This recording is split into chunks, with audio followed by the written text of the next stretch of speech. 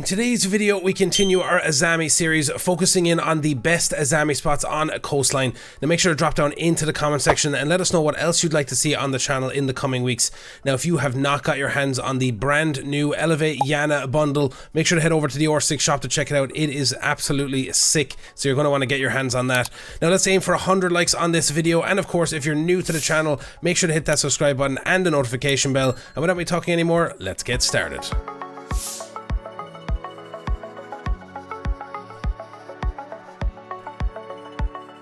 Dalen from the Dangleberries here once again with Elevate to bring you some of the best Azami spots on Coastline. Now we're going to start off here inside the Hookah bomb site. So there's a lot of different variations you can do, of course, with Azami, but I like to put this Azami barrier right on the side of this bench here to cover that window, because obviously that's a very common place for attackers to rappel up and try to get shots in on anyone sitting behind the bar counter on that rotate. So I love putting in a barrier there. It's a really strong one for protecting your holding position inside Hookah. Now the second one, if you place it on that little beam right next to the bar counter, it gives you kind of like a pixel angle underneath the barrier right out onto that Hookah balcony. You can sit behind this and use the bomb chassis for extra cover, and it's just a really strong one to use, again really propelling the enemies from trying to push in that Hookah door, delaying time, and of course they'll obviously destroy it eventually, but it's such a strong one to just hold them off. Now this is a really straightforward one. It's just to protect the rotate from anyone rappelling up onto aquarium balk trying to push in towards the bomb site. It just gives you that extra cover. Every time you have someone rappel up and they just look in and see that one, they're just instantly going to have to try and destroy it, waste utility, so it's a really good one to use.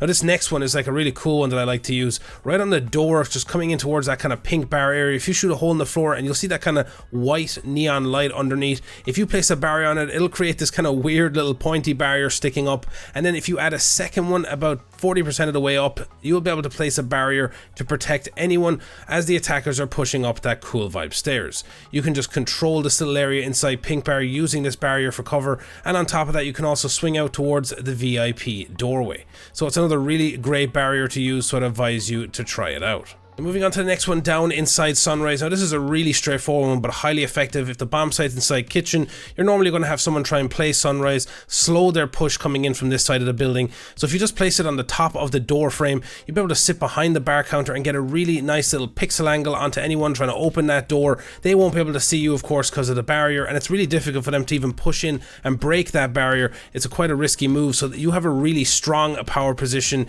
using this barrier.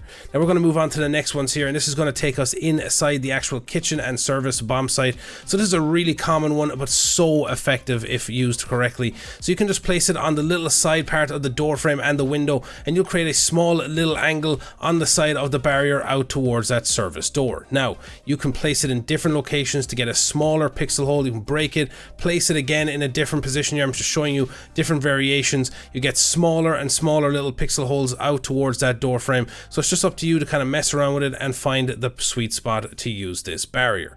Now another option that I like to use here is if you have the rotate set up, which of course you need to have.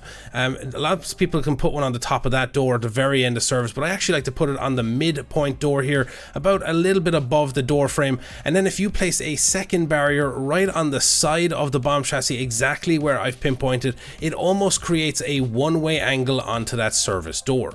I love using this. It's really strong, and they don't know what's going on when they peek through the doorway, so it's a really strong power position for you to hold. You can either swing that small pixel angle on the side of the bomb chassis and then swing out to your right and get shots onto them, and they will not be able to see you. I'll show it here from the other perspective what this looks like outside the door. You can see that once you're outside the door looking towards this, as they're standing, they won't be able to see you at all. They have to crouch, and even then at that point you'll already have seen their legs, you'll already be shooting at them. So again, a really strong setup to use. Now this is a really simple, straightforward one for protecting that rotate. So if you just go over to the bomb chassis here, and again right where I pinpointed on the side of the bomb chassis, you place a barrier. It will just protect from that door going out towards that Sunrise area and the bottom of Cool Vibes, so you can safely move between the rotate. It's highly advisable to be using these kind of things when you're playing Azami to protect your teammates who are sitting on the bomb site. Now we're moving up into the Penthouse side. If you find yourself on this side, you're normally going to have this rotate here between Theater and Penthouse. So right on the side of this cabinet, if you place it about halfway halfway up, it'll create a nice little kind of gap in the side of the barrier. It's really strong. It's very difficult for them if they drop that hatch. Now, I wouldn't be dropping that hatch. I never do it anyway, but still people do it. So if you place another barrier above the door frame, it almost again creates that kind of one-way angle on top of that little gap on the side of the barrier to have a really strong power position for holding down the bomb site. This is the same even if they swing in the window as well and try to peek towards theater. Again, you're really safe behind these barriers. You can see it from the other perspective inside here. It's really difficult. Once they've dropped in, you're already seeing their legs, so they're already in trouble when they're dropping this hatch. So honestly, I'd advise you just not to drop that hatch. I don't know why people still do it. Obviously, if it's clear, do it, but in my cases, I'd never ever try to go near that hatch if the bomb site is here. Now, this next one is a very simple one for just protecting against that window. If you have a rotate and you're playing VIP, it just covers that safe aspect again, so you can move safely between the two rooms. Now, this last one for upstairs here is on the Hall of Fame door. It just looks super simple, but again, it's such a highly effective barrier to use. You can sit all the way down at the back of theater and just peek along the side of the bomb chassis, and of course they won't be able to see you unless they crouch, and at that point you're already getting shots onto them. So the whole point of Azami here is by placing barriers in positions that give you that immediate advantage before they can get any shots onto you.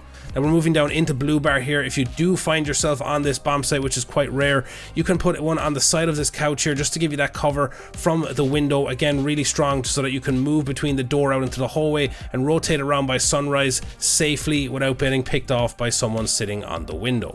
Now the next one here is for the rotate. You'll normally be rotating between these two bomb sites, and of course if somebody or a bunch of attackers are pushing through that office's side, you're going to want to have that protection. So placing it on the side of the couch will give you that protection, and you can pop off and pick them off. Now the final ones that I'm going to show you here, I love using this one. It's probably one of my favorite ones if I'm ever on this bomb site. So what you do here is you can just use the same one I showed you earlier by placing it on the top of the door frame, and then on the side of the wall here there's just a tiny little piece coming out from it. You can place a barrier just a small bit up from the ground, and again it creates that small little gap in the side of the barrier. You can sit behind it and use the cover from the barrier on the door and the one that you've just placed to have anyone who's trying to push into that side to try and get quickly into sunrise.